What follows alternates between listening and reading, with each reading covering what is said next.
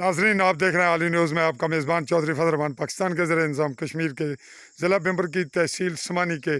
آخری اسپاٹ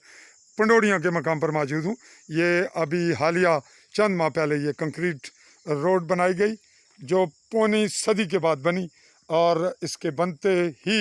اس کی جو کیفیت ہے وہ ہم آپ کو دکھا رہے ہیں۔ یہ بیک سائڈ پہ بھی ہم نے آپ کو دکھائی سلائیڈنگ کا تو آپ ایک جائزہ پھر لے لیں۔ یہ ہے سلائیڈنگ کی پوزیشن، اور یہ دور تک آپ دیکھ رہے ہیں یہ سلائیڈ ہوتی رہے گی، اور سلائیڈنگ کے لیے ضروری تھا کہ اس کی وال بندی ہوتی۔ اور یہ ٹکڑا آپ دیکھ رہے ہیں جو بالکل پانی نے اکھیڑ لیا، اور اس کو اٹھا کے جو بالکل اس کی تہہ سے، اس پہ بنانے والوں کی کون سی کمزوری ہے، کیا کوتاہی ہے ان کی، یہ معاملہ ان کا ہے جو ماہرین ہیں، ان کے بنانے والے اور ان کو چیک کرنے والے محکمہ متعلقہ کس نے یہ کوتاہی کی۔ یہ ٹکڑا مکمل طور پر آپ دیکھ رہے ہیں اکھڑا ہوا ہے، اور پورا یہ جو ایک بلاک ہے اس ٹکڑے کا کنکریٹ کا، یہ ٹوٹ چکا ہے۔ ہم پھر آپ کو دکھا رہے ہیں ایک دفعہ، یہ دیکھ رہے ہیں آپ اس کا، یہ ناظرین کہ یہ اٹھا ہوا ہے، اٹھ گیا ہے،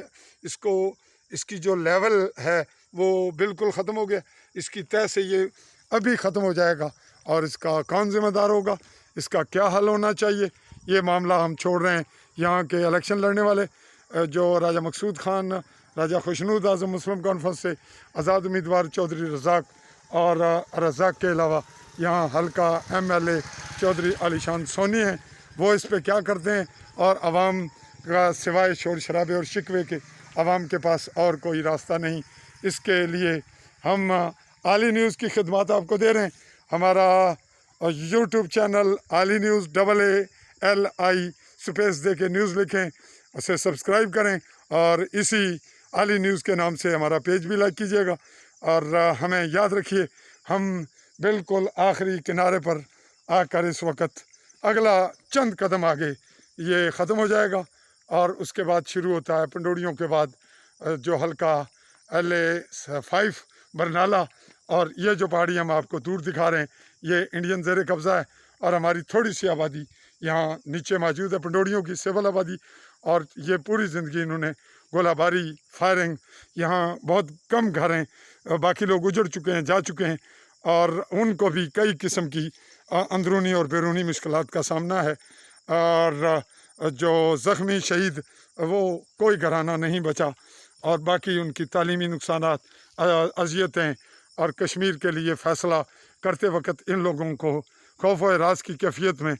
جو کچھ ان پہ ٹھونس دیا جائے گا، شاید یہ اسی پہ اکتفا کریں، اور اگر انہیں آزادی سے پوچھا جائے تنہائی میں تو یہ سچ اگلیں گے، مگر یہ تب ہوگا جب رائے شماری ہو اقوام متحدہ کی نگرانی میں، اور جب خود ہی بندر بانٹ کر لی جائے گی تو پھر یہی کچھ ہوگا کہ روڈیں ایسی ہوں گی، اور یہ لوگ یرغمال حیثیت میں ہی اپنے ہونے والے فیصلے اپنے خلاف یا اپنے حق میں ان کو برداشت کرنے پہ مجبور ہوں گے۔ میں آپ کا میزبان چودھری فضل الرحمان آپ سے چاہوں گا اجازت۔ اللہ حافظ۔